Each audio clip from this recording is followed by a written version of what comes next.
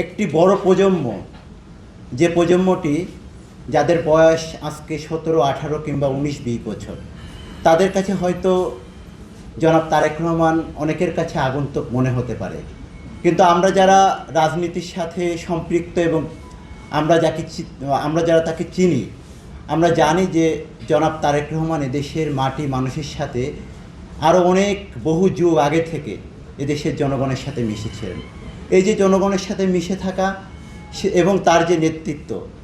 সেই নেতৃত্ব এবং জনগণের সাথে তার যে সম্পর্ক, এই সম্পর্কের জায়গাটিকে দূরত্ব ঘটানোর জন্যই কিন্তু দেশি বিদেশি নানান রকম ষড়যন্ত্র, যারা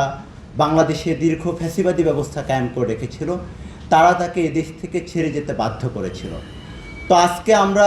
এক মহেন্দ্রক্ষণে সামনে সাক্ষী হতে যাচ্ছি যে সেই দীর্ঘ প্রায় 1.5 দশক পরে নির্বাসিত থাকা অবস্থায় যার নেতৃত্বে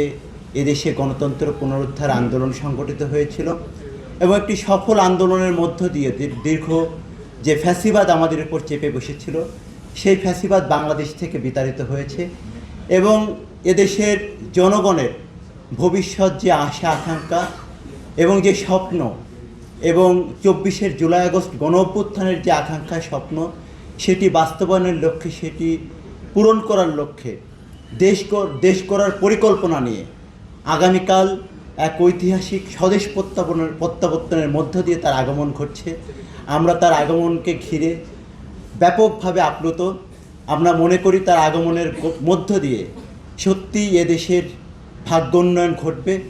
এবং বিগত দিনের যে জরাজীর্ণ এবং মত প্রকাশের স্বাধীনতায় যেভাবে হস্তক্ষেপ করা হয়েছিল, আমাদের বাক স্বাধীনতায় আমাদের মৌলিক অধিকারকে যেভাবে কেড়ে নেওয়া হয়েছিল, আমরা আমাদের সেই অধিকার প্রতিষ্ঠা করতে পারবো।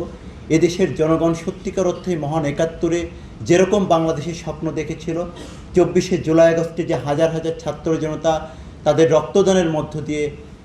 যে স্বপ্ন দেখেছিল, সেই স্বপ্নের বাস্তবায়ন ঘটবে।